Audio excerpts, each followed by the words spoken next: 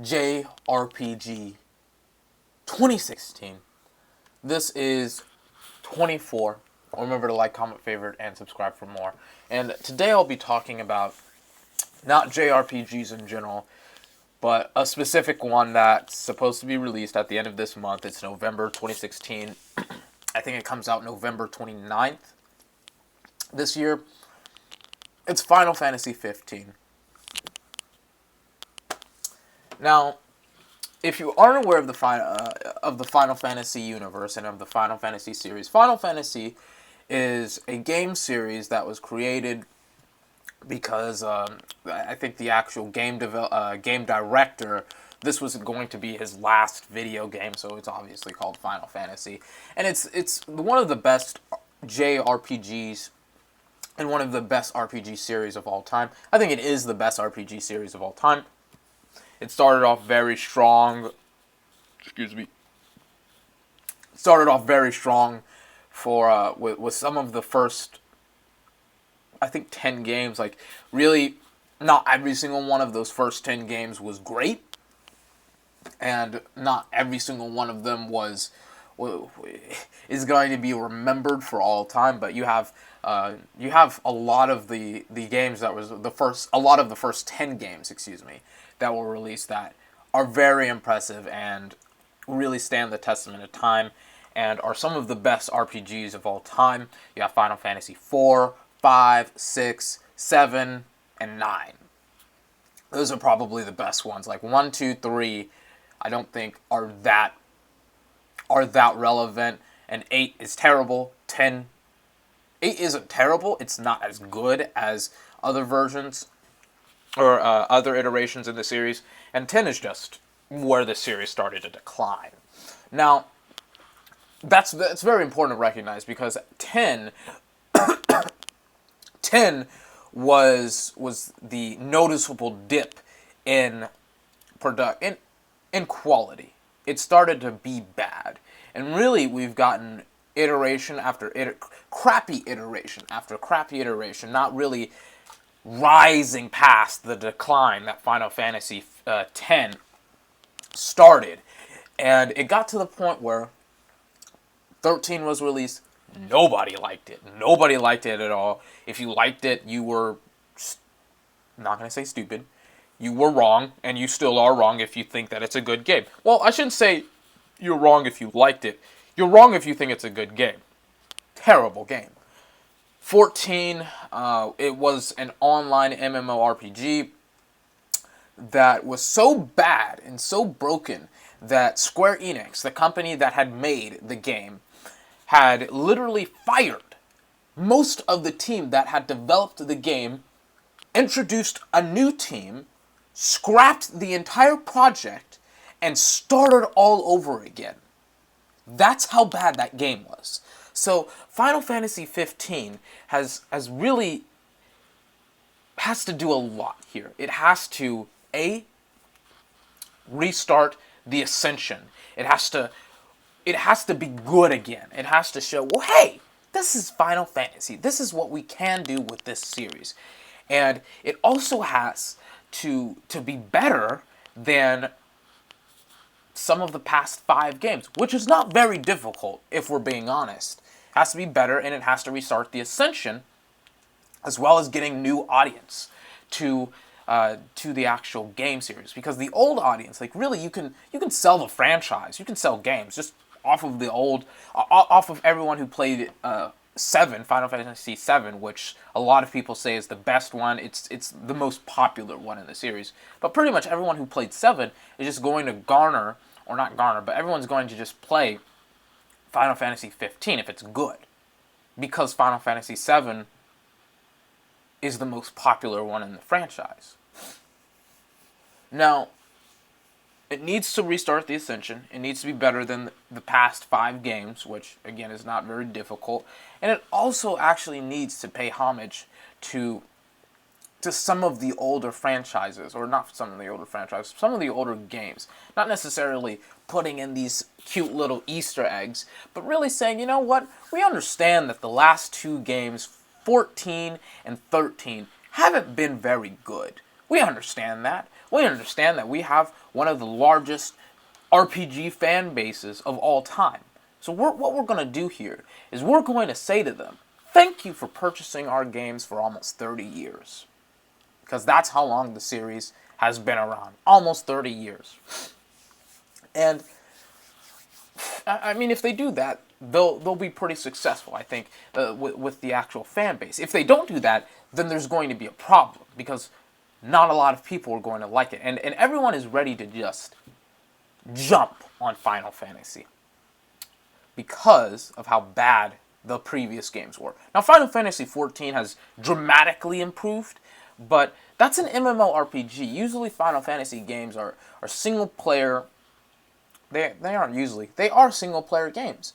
And it's very important to keep that element and not necessarily have this MMORPG elements with this game. And I don't think they're going to do that at all. Now, I've been looking at trailers for like the past couple of days.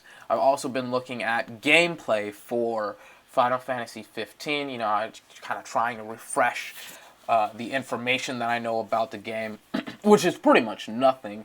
It's not that I don't know anything about it. It's just that the story-wise, I don't know a lot about it. I know that you're playing as Noctis, and this isn't, well, that's all I'll say, because really if I say anything else, it's actually a spoiler. But it happens in the first, I think, hour of the game.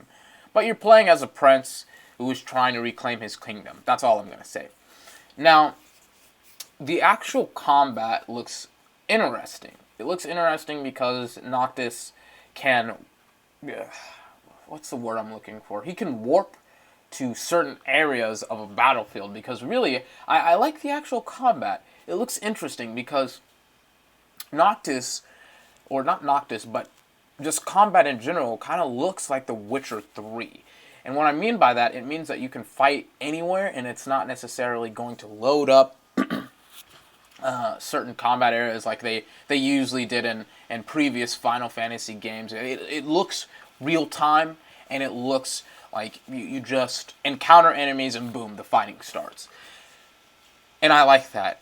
And it seems like wherever enemies are, there's a place where Noctis can warp to, and whenever he warps to an area, it's kind of like he has a, it's kind of like being in an elevated position. Like Noctis warps to a location, he throws a sword or a spear, whatever he's using as a weapon to it, and he hangs there, and he can recover mana, and he can also recover HP. And I find that very intriguing, to say the least. I don't know a lot about that mechanic. I don't necessarily know if you can warp to flying enemies. That would be kind of cool, because I remember that being advertised in one of the earliest trailers. I think when they actually teased the game, that was part of the trailer, just Noctis warping to an enemy. But I kind of want to see more about that, and I even saw a trailer that had, or not a trailer, but gameplay of Noctis in stealth combat, and that alone is very interesting. It was pretty much that he was one-shotting people when he was stealth, which it's pretty much just him not being discovered yet. He could pretty much one-shot people, grunts more specifically, as he was stealth. And I was wondering, well, that's not necessarily a traditional Final Fantasy value. They usually just have you just run into encounters and fight people constantly. But that doesn't necessarily seem the case here, because he was in a military base, and he was sneaking around, and it was blatantly obvious that him and his protectors, his bodyguards, they were all outnumbered. There was over like 30 guys in this one base alone, and you could see that. You could see them lining up in platoons or in companies, and them marching off, and then them peeling off, doing column rights and column lefts, as well as having mechs behind them stand tall and strong. And it was very like, and you as the viewer could recognize, you know, if he fights, he's gonna lose. So how does he do this? How does he fight this? And they revealed the stealth combat. I saw this on Amazon. And the interesting thing was not necessarily the stealth, but what he did after the stealth. He was fighting this mech, and he he tore out like one of its ankle joints, and because he tore it out, like all of this oil leaked everywhere. So he actually lit he made a fireball and threw it towards the mech, and it all ignited the oil that was spilled. And I was like, well, that's something just small, but something so unexplored with some of these with some of these just random fights. And I did like that. I liked that a lot. But I don't really know a lot about the game. And it's going to be tricky for me to really just say, well, okay, this game is going to be great. Or it looks great. It looks good. I don't trust reviewers, though. I don't trust, because I was looking up articles on Polygon. I viewed part of their gameplay. I've been viewing IGN's gameplay. And they're all kind of just over the place when it comes to the actual, like, you know, hey, is this a good game or not?